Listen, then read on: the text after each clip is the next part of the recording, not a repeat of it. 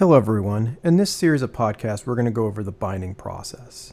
And this one's just going to go over some fundamentals of binding and what binding is actually doing. To start off, we want to apply a bind to our main character. So I need to go in and find his joints.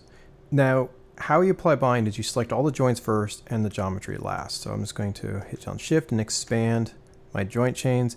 And the key thing is here, I don't want to select the waist joints. So I'm just going to go through and select each one here. Now, if you've been really good with your naming conventions, you can actually use a select command to do this for us instead of going through and selecting each one.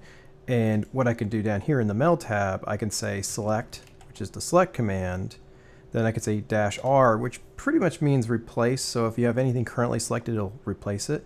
And then down here and in double quotes, I'm going to say *_ bind. And what it says is everything with _bind at the end, but anything else before that will get selected. So if I hit enter here, you see how it selected all my bind joints like that. If your naming convention is not set perfectly, then you may only be able to do this for some, or you might have to go in and select them by manually. But normally I'm command selecting these as they go along. Then we shift select our skin, and I'm going to go in and say under bind skin options, I'm going to switch from hierarchy to selected joints. Now, outside of, the only other thing I'm going to change here is the maintain max influence. I'm going to turn that off. And we're going to do a couple quick binds and see what our default binding is when we go through this. Now, by default, I'm actually in closest distance, which radiates out from the joints. I'm going to go into hierarchy and do a quick bind. We're going to see where we are. You see how like the ear is flying down because it doesn't know what this geometry is supposed to be connected to. Is it supposed to be connected to the head or something like that? So let's go back. I'm going to undo back until I have my joints. My bind is undone and I have joints and geometry selected.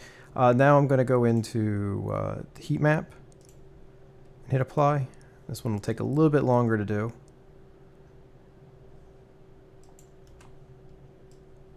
So this one looks a lot better. This one actually looks great.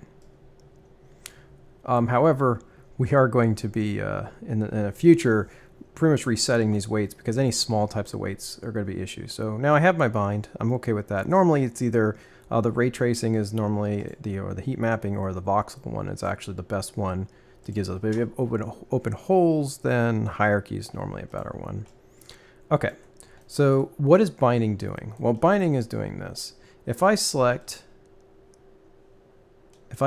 this vert right here, this vert has 100% weighting to give. That is called being normalized. It's always going to give 100%. So he's going to actually say, hey, I give 100% of resources to give to not just one, but multiple joints. And we also set that maintain max influence.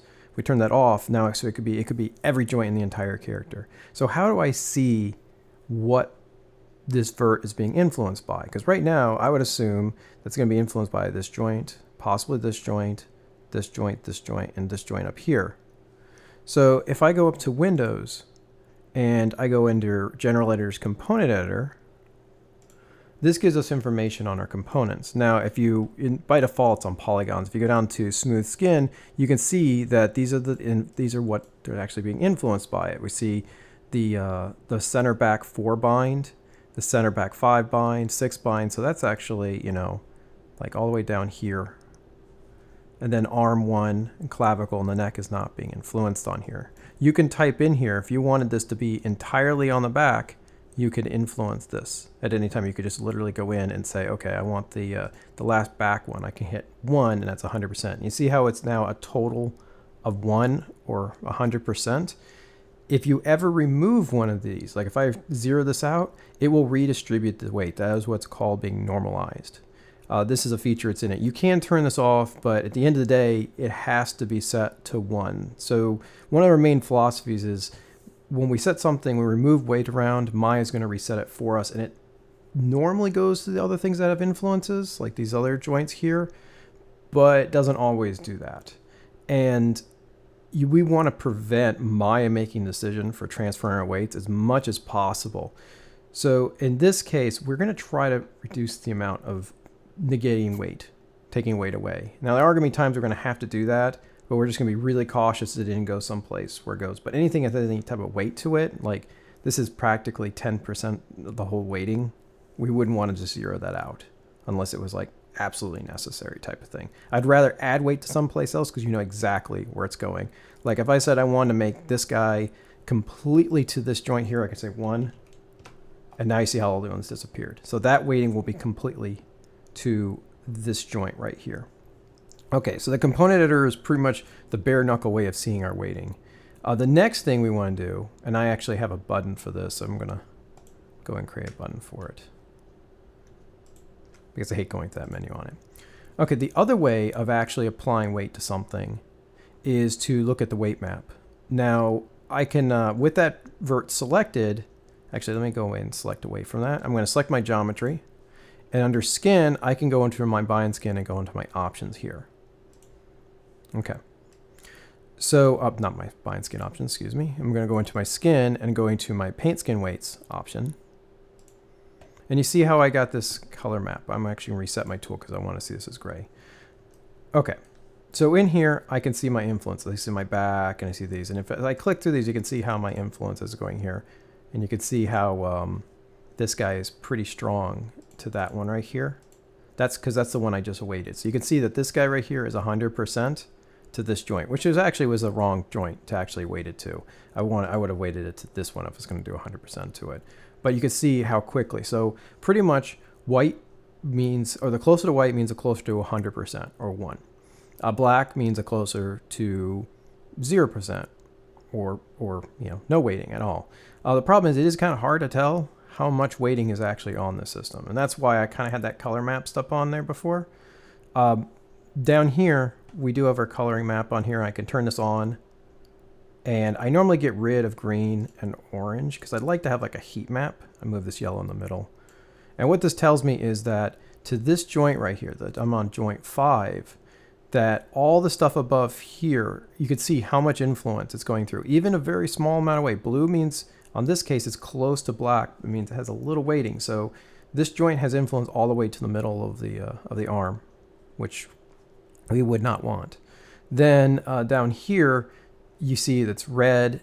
Red means it's close to 100%. So you can see this where you go through. So I've had times in prior versions of Maya where something turns up blue that it doesn't have weight. My main thing is I'm really looking at just to see where my flow, my weighting is going. I'm not using it for end, you know, but I do turn these on or off because it gives you a big difference on that feedback on how things are going on here.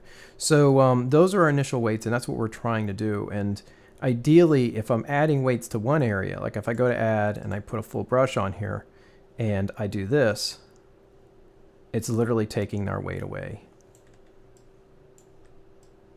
from those other areas. So now if I go to my other joint, if I go up a joint, you see now it's completely black. If I go to the one above it, it's completely black. So the component editor and painting weights are ways of actually adjusting those weights. And like I repeat again, when you add weight, you know exactly where it's going. When you remove weight, we have no idea where that weighting is going. Now, I can, and then over the next series of podcasts, we're going to go over different techniques for keeping your focus when you're weighting, do the best techniques, and to prevent from kind of making mistakes and having weight spit all over the place.